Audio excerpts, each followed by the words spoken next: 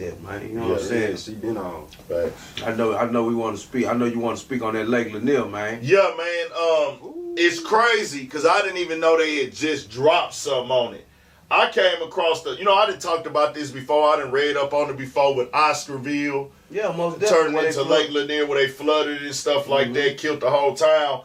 It's crazy because what happened with me is the other day, I was on something, bro, and I saw Pee Wee Longway updated. He made a post. So when he made a post, I went down his page, and I remember when I went down his page, I seen the song when he dropped that video or whatever, or that song called Lake Lanier, and it just brought OSCARVILLE back up on my mind again.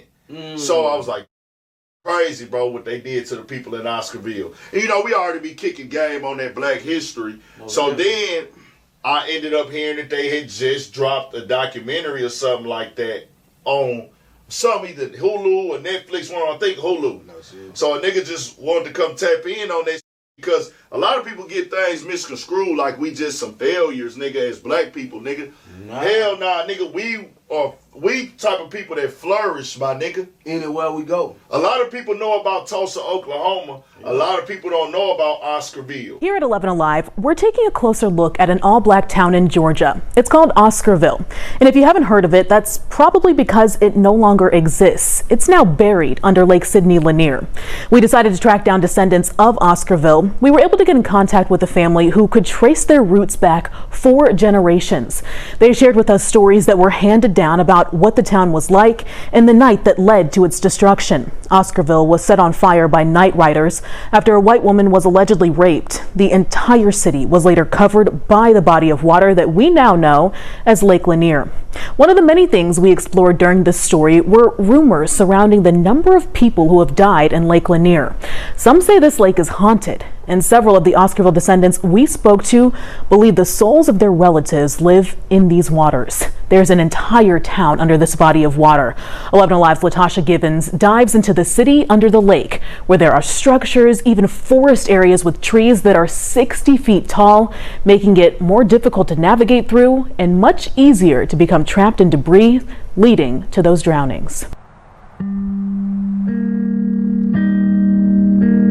Mae Crow is buried here at this Gainesville cemetery, but the trail of destruction following her death stretches into the land surrounding Forsyth County, buried beneath these waves of Lake Lanier, where in 1912 nearly every Black resident was forced out. That includes people living in an old Black town called OSCARVILLE. Yo, it's your boy Big Ant, the spokesman, man. Had to come tap in, and I just wanted to come update the supporters that ain't already hip to what we be doing with this right here. And I'm going to get back to the segment in just a second. A lot more information that's going to get played from 11 Alive on this subject with OSCARVILLE. Then we going to cover it some more. But every once in a while, me and my boy BP, we link up with my guy D Gotti on the Dirty Third Network for the Gotti Files segment, and we just politic on different conversations, and we like to get into the history and things that our people done went through as well. So this was one that I want to clip up and put on my channel also.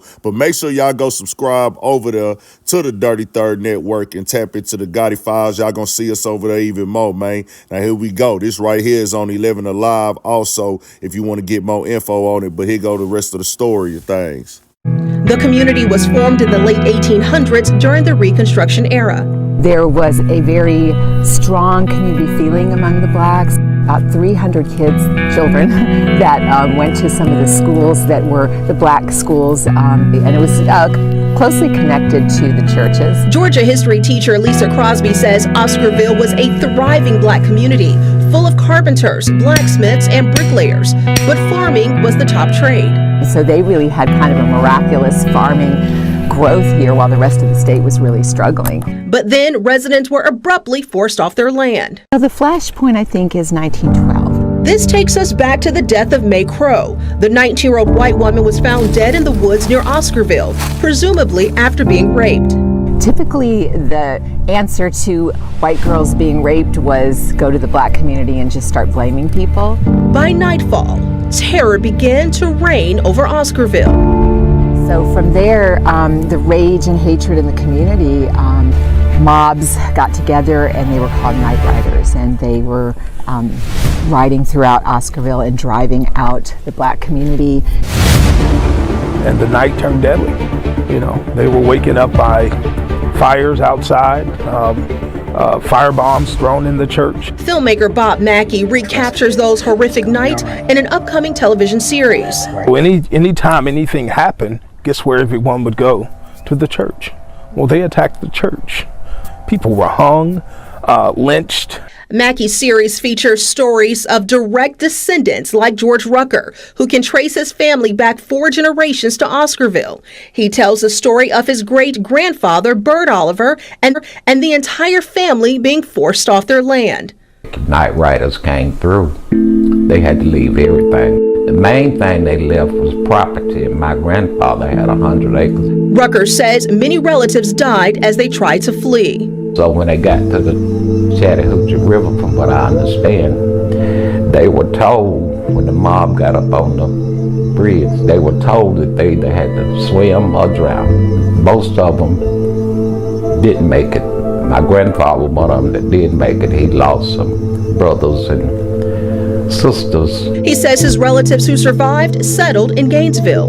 From what my mother told me, Bert Oliver, he would sit and tell her this story, and he would just sit and cry. Crosby says whites in the area took over the remaining properties. She says Oscarville farmers were specifically skilled in raising poultry, which set the pace for Gainesville eventually becoming poultry capital of the world. We have a farm already going, and you had free land, so you just take it. Rucker says his great-grandfather married his second wife, Beulah, and they built this school that still stands in Gainesville today. By the late 1950s, the Beaufort Dam was built and Lake Lanier was formed, covering up Oscarville. The town that they flooded, of very successful, independent, black ran. Yeah, but we talking about acres of land. Man, the man farmers, carpenters. For they was rich. Yeah. But they weren't knowledgeable of money. Like wealth is. What wealth was. Yeah. The man Henry sold 100 acres for $4,100. Yeah. Back then, if it was right now, it'd be $54,000. Yeah. 100 acres, bro. You know how much 100 acres cost right now? No, that's like millions. Give me a clue. Multi-millions. 100 acres, bro. Yeah. Millions, bro. Yeah. So they was buying the land. They was buying the land from them, and then when the ones that didn't want to sell, they flooded them out. My bad, man. What a lot of people, because like I say, a lot of people only know about Tulsa, Oklahoma. You know what I'm saying? There's so many times that we have proven what we can build. We can create structure. We can create black wealth and be independent as blacks in a town, area, and build it up off our own mind, our own trade. But they came and tore it down. A lot of people know about Tulsa. A lot of people don't know about Oscarville, where they had acres of land. I was lying to it. Black Americans, they had acres of land. They had farmers. They had carpenters. They had a whole town. A white woman got raped or something like that. I don't even know who did it. Did they ever find out who did it? Don't matter. You know what I'm saying? Don't blame the nigga. Most definitely we not saying that that's cool. But because of that, they came in and they said this was their excuse to kill these black people in their town, burnt the whole town down. They knew the people ran to the church. They burnt the church down and ran everybody out the city. Eventually you get to the point where they decide to go ahead and flood it and turn it into a dam. Right. And they buried everything up under there. Just put it all up underwater, bro. Right, Graves, churches. It turned everything, the graves, the churches. Or demolished it completely. Yeah, they just went, That's why boats still be hitting the top of buildings. So now they saying, hey, it's haunted. Yeah. It's haunted. That's why I say these drownings happen there. 700 deaths so these far. drownings. But I like to just come on here. 700 deaths. Over the Today. years. The worst lake in Over the America. years, bro. They They killed innocent black people and burnt their town down. Nigga, Tulsa, Oklahoma wasn't the only thing we had flourishing in this country. And there's plenty more. We'll get into them on another time. Your Rosewoods, you know what I'm saying, in Florida. Your Central Parks in New York, what they were at first, before they turned it and started calling it Central Park. But think about that stronghold in the South. These are just the towns and areas we know. Think about the ones we had. Think about the thing. I think it was a Corby, Kentucky, or something like that as well. We'll get into that on another time. Look, people kind of vaguely know about the towns they took from us, but people don't really know like how far we had made it in government in the 1800s, like in Wilmington, Delaware. Yeah. Nigga, they like when you hear this word, they be talking about like coup. It mean overthrow something, just take control by force or whatever. Pretty much illegally, but that shit really happened back then. I forget what year it was, but too many black people had got in their town and started doing well, and they start being voted into the political positions of Wilmington, Delaware. Yeah. And the wealthy white people around, not necessarily lived in their town, but around the area, was telling the poor white people, y'all gonna let these niggas outdo y'all? So them niggas, not the niggas, the white folks eventually came and just said, fuck it, we finna kill all them niggas and just take this shit back and make this shit all white. And that's what they did, and ain't nobody say shit about it. Put that key in there. And we and I just always want to tap in on something. We gonna have to do a deep dive on that as well, on the specific topic. But I just be wanting to come tap in on these conversations like this of where it can be documented and looked up for people who try to control our narratives and the history of our lineage in this country, to where we've had acres, we've had land, we've shown, hey nigga, we know what to do with this shit if it's in our possession. We know what to do when we got it in rotation. Y'all didn't give us a goddamn thing. Niggas earned that. Niggas had to fight for that. Niggas had to die for that. And we came in and did all of those trades that we had been doing for centuries. Carpentry, building, nigga, everything, farming, nigga, we knew how to do all this stuff. Cropping, all these things we knew how to do. We taught them how to do some of this shit. We did it. A lot of this shit we taught them how to do.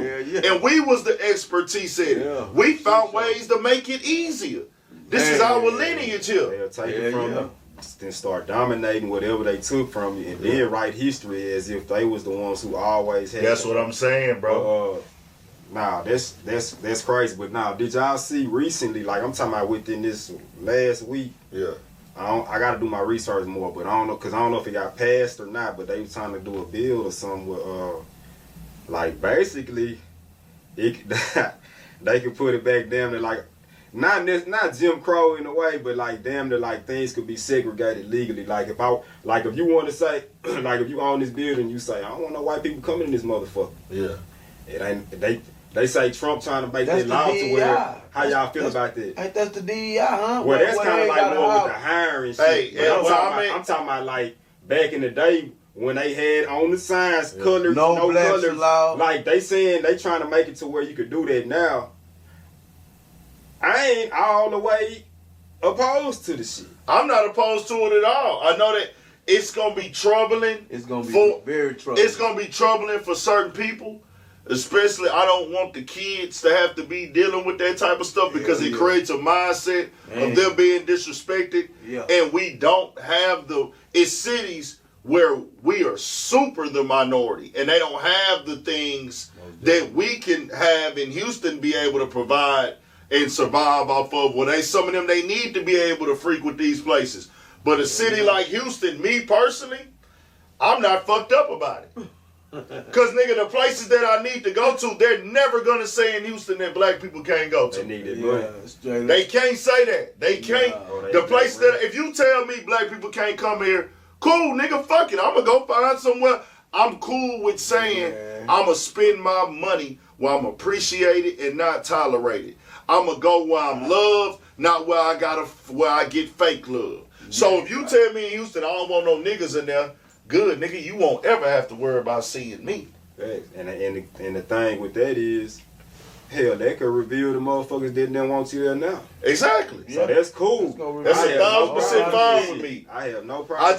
I wouldn't want what our younger generation. But see, now it don't have to come with that level of negativity like that. It don't have to come with. But we know it hey, y'all some niggas. Y'all niggas can't. It's just gonna be like, hey, y'all know what it is. The signs say what it is, and then y'all can do the same thing. But I know That's what it's gonna take us back. It's gonna take us back. But look, they didn't condition us to where we think the integration is better. I'm not necessarily. No. That's a different conversation. I know for a fact we was doing better during segregation. 100%. Most definitely. I mean, how you feel about going back to that is how you feel, but I'm just saying, black people was doing better. No. All I'm saying is, all I'm saying is, we as a people. I'm with it, but I do know a lot of my people ain't prepared for it. We don't own enough shit yet. Not even we need grocery stores. We need hospitals. Exactly. They'll fuck us out like they'll fuck us out. They fuck us up, bro. That, and then I know. See, in Houston, we know we good. Yeah, but there's certain cities and towns we have a lot of black people. They damn near they need them motherfuckers to get their day-to-day stuff that they need to survive. We got a lot of black people in towns, nigga, where the Walmart or the local grocery store is all they got to go get their food. Some of them can't afford to go drive an hour or two to the next town every time they need to do something. It'll never be them big businesses like you said, though. Yeah, the big businesses, hell nah. Them guys, yeah, nigga, they gonna be, nigga, bring y'all ass in here. So Walmart ain't going. Target ain't going. None of them going, nigga. You find it? That's it.